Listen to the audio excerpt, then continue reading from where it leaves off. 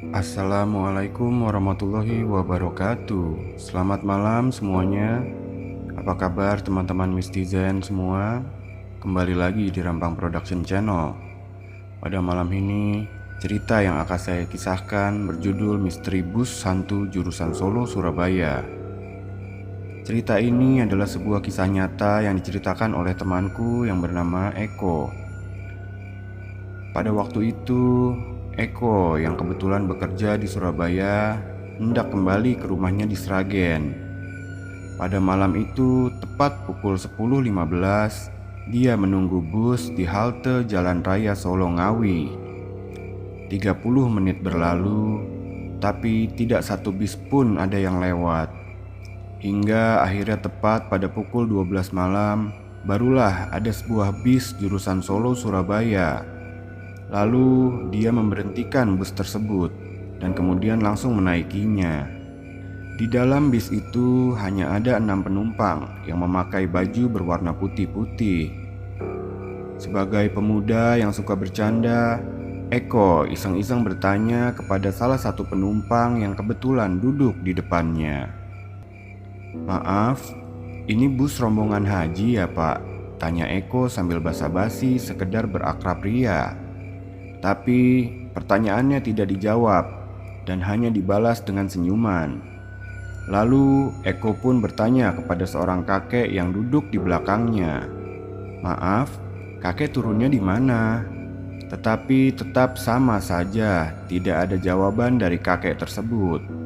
Kakek itu hanya diam membisu dengan ekspresi wajah yang dingin. Bahkan keadaan di dalam bis, Eko merasakan sangatlah sepi dan hening. Tidak ada satu orang pun yang bisa diajak bicara. Karena mengantuk dan tadi berasa kecapean menunggu bis, Eko pun tertidur tanpa menghiraukan sikap aneh para penumpang bis tersebut. Beberapa waktu kemudian, bahu Eko terasa ada yang menyolek. Ternyata si kernet meminta ongkos dengan menyolek bahu sambil memegang buku karcis. Sama seperti penumpang lainnya, si kernet itu pun tidak mau bicara. Lalu Eko memberikan uang selembar 50.000, tetapi yang dikembalikan hanya 10.000. Yang tadinya hanya acuh akan sikap para penumpang, kali ini Eko agak heran dan sedikit takut dengan sikap kernet dan para penumpang bis yang hanya diam dengan wajah sedingin es.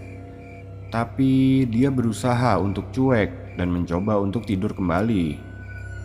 Namun baru saja mau memejamkan mata, tiba-tiba Eko merasakan bisnya berhenti. Ternyata bis tersebut berhenti di Terminal Madiun. Biasanya penumpang diberi kesempatan untuk ke toilet atau makan. Eko pun turun dan menuju ke toilet terminal. Setelah buang air kecil dan cuci muka, Eko pun balik lagi. Namun alangkah terkejutnya Eko, karena bis yang tadi sudah tidak ada di tempat parkir dalam terminal tersebut. Sambil mengumpat, mata Eko berkeliling. Siapa tahu bis yang tadi dia tumpangi pindah posisi. Tetapi tetap saja bis tersebut tidak ada. "Dasar bis kurang ajar, masa penumpang ditinggal begitu saja?" ungkap Eko kesal. Eko pun akhirnya berjalan mencari petugas terminal dengan bermaksud untuk menanyakan bis yang tadi dia naiki, apa memang sudah berangkat untuk meninggalkan dia.